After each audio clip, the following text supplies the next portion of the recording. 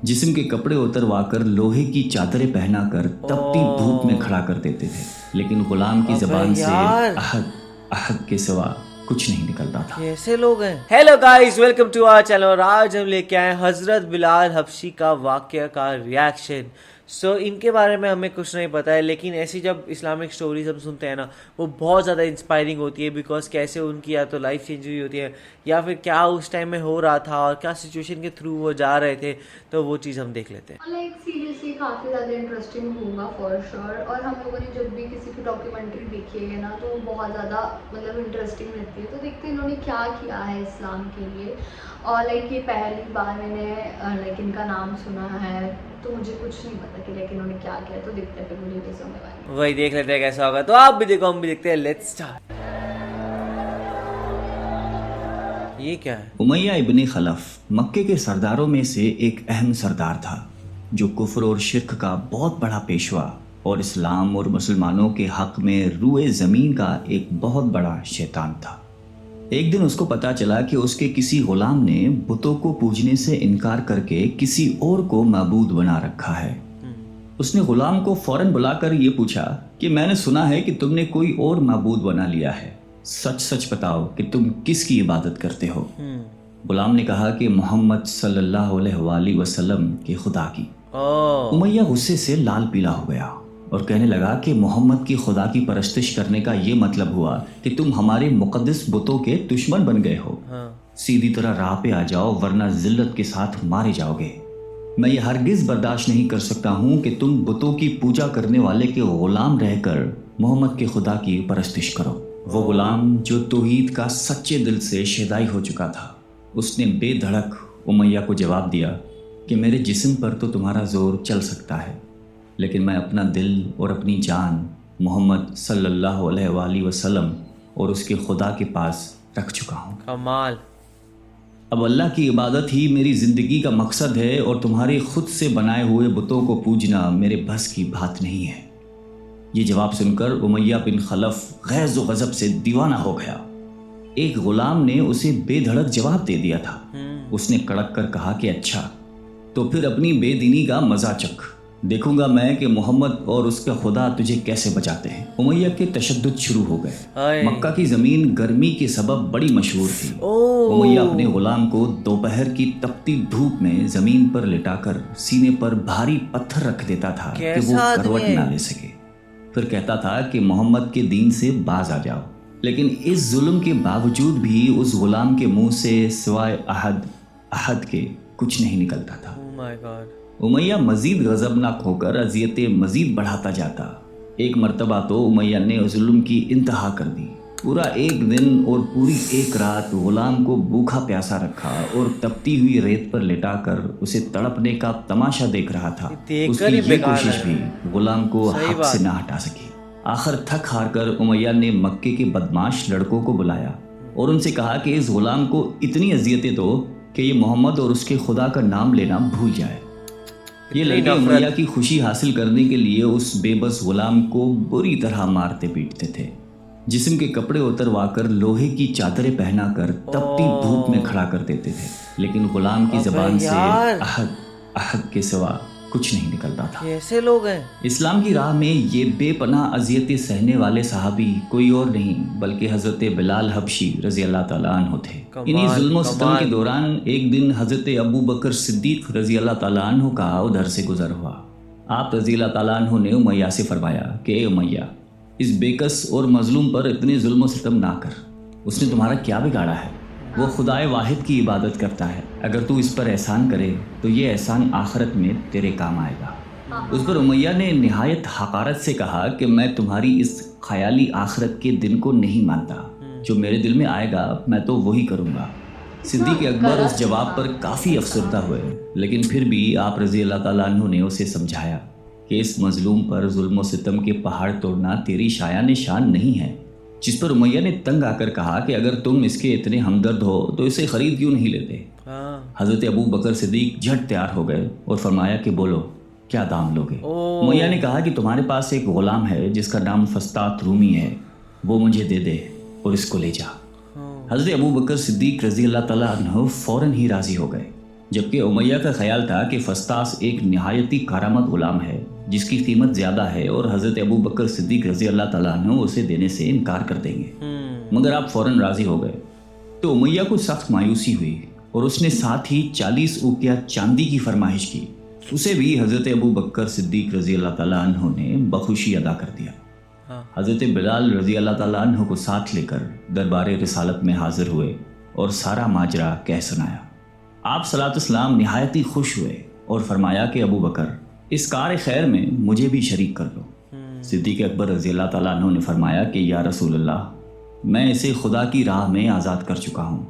یہ سن کر زبان رسالت سے صدیق اکبر رضی اللہ تعالیٰ عنہ کے لیے کلمہ رحمت جاری ہو گئے۔ حضرت بلال رضی اللہ تعالیٰ عنہ نے اس غلامی میں 28 سال گزار دیے، لیکن آپ چونکہ نہایتی نیک اور پاکیزہ طبیعت کے تھے، لہذا جب حضرت صلی اللہ علیہ وآلہ وسلم نے دعوت توحید دی تو آپ نے فوراً اسے قبول کر لیا، اور یوں آپ سابقون الاولون کے مقدس جماعت میں شامل ہو گئے۔ رہائی پانے کے بعد حضرت بلال ہمیشہ آپ صلی اللہ علیہ وآلہ وسلم کی خدمت میں حاضر رہتے تھے اور دل و جان سے نبی پاک صلی اللہ علیہ وآلہ وسلم کی خدمت بجا لاتے۔ آپ صلی اللہ علیہ وسلم حضرت بلال کو کسی بھی چیز کا حکم دیتے تو آپ اپنی جان بھی لڑا دیتے۔ غزوہ بدر سے لے کر غزوہ تبوک تک تمام غزوات میں شامل رہے، لیکن حضرت بلال کی اسلام کے لیے سب سے بڑی خدمت اور ان کے لیے سب سے بڑی سعادت اسلام کا سب سے پہلا مؤذن ہونا ہے۔ ہجرت کے بعد جب مسجد نبوی صلی اللہ علیہ وآلہ وسلم تعمیر ہوئی تو آپ صلی اللہ علیہ وسلم نے آپ کو اذان دینے کا ذمہ سونپا۔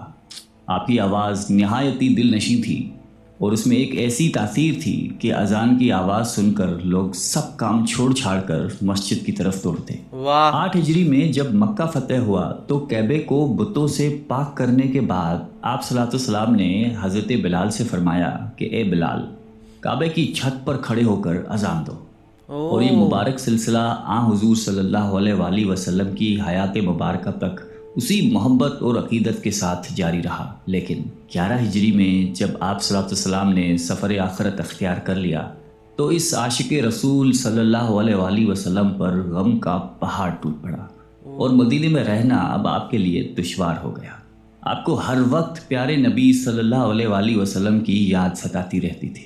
آپ صلی اللہ علیہ وسلم سے آپ نے سنا ہوا تھا کہ مومن کے لیے سب سے افضل عمل جہاد فی سبیل اللہ ہے، لہٰذا آپ رضی اللہ تعالیٰ عنہ خلیفہ اول حضرت ابو بکر صدیق کی خدمت میں حاضر ہوئے اور جہاد پر جانے کی اجازت طلب کی، لیکن حضرت ابو بکر صدیق رضی اللہ تعالیٰ عنہ نے آپ کو خدا کا واسطہ دے کر کہا کہ مجھے اس بڑھاپے میں تنہا چھوڑ کر مت جاؤ۔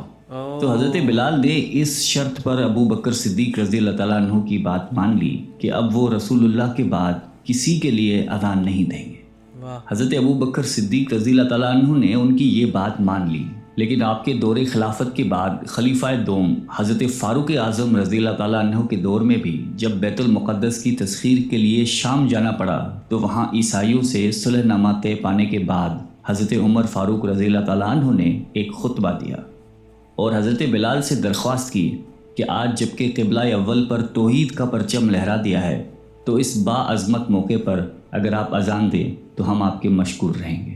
حضرت بلال نے یہی اذان دینی شروع کی تو صحابہ کرام کو عہد نبوی کی مبارک یاد تازہ ہو گئی اور ان پر رخت طاری ہو گئی۔ شام کے معرکے کے بعد حضرت بلال نے شام ہی کے ایک گاؤں میں رہائش اختیار کر لی، کیونکہ مدینے میں ہر وقت آپ کو آپ صلی اللہ علیہ وسلم کی یاد ستاتی رہتی تھی۔ لیکن ایک دن آپ نے خواب میں آپ صلی اللہ علیہ وسلم کی زیارت کی۔ آپ ان سے فرما رہے تھے کہ اے بلال، کیا ابھی وقت نہیں آیا کہ تم ہماری زیارت کے لیے آؤ؟ اس خواب نے آپ کو بہت تڑپا دیا اور آپ بیتاب ہو کر فوراً مدینے روانہ ہوئے۔ مدینے پہنچ کر حضرت بلال نے روزہ اقدس پر حاضری دی اور اس درد سے روئے کہ حاضرین بھی اشکبار ہو گئے۔ وہیں حضرت امام حسن رضی اللہ تعالیٰ عنہ اور حضرت حسین رضی اللہ تعالیٰ عنہ بھی موجود تھے۔ نانا کے پیارے نواسوں کو آپ نے اپنے ساتھ چمٹایا اور بے تحاشا چومنے لگے۔ حضرت حسن رضی اللہ تعالیٰ عنہ اور حسین رضی اللہ تعالیٰ عنہ نے آپ سے اذان فجر کی فرمائش کی، بھلا اس میں رد کرنے کی کہاں گنجائش تھی۔ اگلے دن جب فجر کا وقت ہوا تو آپ نے اذان دینی شروع کی۔ لوگوں کی عہد رسالت کی یاد تازہ ہو گئی اور لوگ اس طرح روتے ہوئے مسجد کی جانب چلنے لگے جیسے کہ نبی پاک صلی اللہ علیہ وآلہ وسلم کا دور واپس آ گیا ہو۔ ایسا دردناک منظر اس کے علاوہ کبھی دیکھنے میں نہیں آیا۔ حضرت بلال حبشی رضی اللہ تعالیٰ عنہ نے 60 سال کی عمر میں وفات پائی۔ آپ کا مزار دمشق میں ہے۔ آپ کو دربار رسالت میں خاص مقام حاصل تھا۔ آئیے ہم سب اللہ تعالیٰ سے دعا کرتے ہیں کہ ہمیں بھی حضرت بلال حبشی رضی اللہ تعالیٰ عنہ کی صفات میں سے بہت ہی کمال کی ویڈیو تھی، اور جیسے کہ میں نے اسٹارٹنگ میں کہا تھا کہ میں نے ان کے بارے میں کبھی نہیں سنا، مجھے شوق تھی ایسے کہ میں نے ان کے بارے میں کیسے نہیں سنا، کیونکہ یہ بہت زیادہ امپورٹنٹ رول پلے کرتے ہیں اسلام میں، اور یہ بہت زیادہ عزت کرتے تھے پروفٹ محمد کی، اسٹل ہم لوگوں نے نام نہیں سنا، تو یہ بہت زیادہ ویئرڈ چیز تھی میرے لیے۔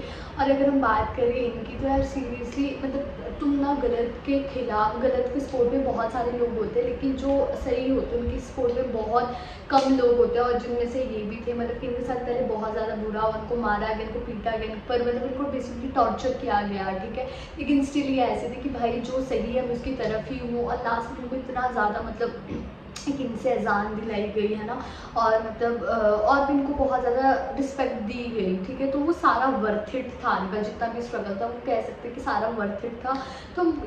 تو مجھے یہ ویڈیو بہت زیادہ اچھی لگی، اور جو ان کا اسلام کے لیے اور بیسکلی پروفٹ محمد کے لیے پیار ہے وہ مطلب سراہنے ہی ہو گیا ہے، تو سیریسلی مجھے اچھا لگا۔ کیونکہ ان کی غلطی کیا ہی تھی، انہوں نے صرف اتنا انہوں نے بولا تھا کہ بھائی مجھے جو ہے اب مجھے پروفٹ محمد نے جو کہا ہے مجھے وہی چیز ماننی ہے اور اسی کو فالو کرنا ہے، لیکن ان کے وہ راجا کو وہ چیز پسند نہیں آئی، ان کو کیسے ان کو تڑپایا گیا، لیکن ان کو وہاں پہ کوڑے مارے گئے، ان کو وہاں پہ ان کے اوپر پتھر رکھے گئے، ان کو دھوپ میں کھانا نہیں دیا گیا، اور یہ تو اچھا ہوا کہ وہاں پہ حضرت ابو بکر آ گئے تھے اور انہوں نے کچھ نہ کچھ کر کے ان کو خریدا اور وہ وہاں سے لے گئے تھے، ورنہ تو اور ان کے اوپر یہ پتہ نہیں کتنے دن تک چلتے رہتے۔ تو یہ تھا، اور اس کے بعد کی جو ان کی کہانی تھی وہ تو کہہ سکتے ہیں وہ ان کا جو پیار تھا اور عشق تھا وہ نبی کے لیے، وہ چیز وہاں پہ دیکھنے کو ملتی ہے۔ تو آپ کو یہ ویڈیو کیسے لگی آپ ہمیں کمنٹ سیکشن میں ضرور بتائے گا، تو ایسے ہی لائک کرتے جائے، کمنٹ کرتے جائے، شیئر کرتے جائے، سبسکرائب کرتے جائیں۔ بائے۔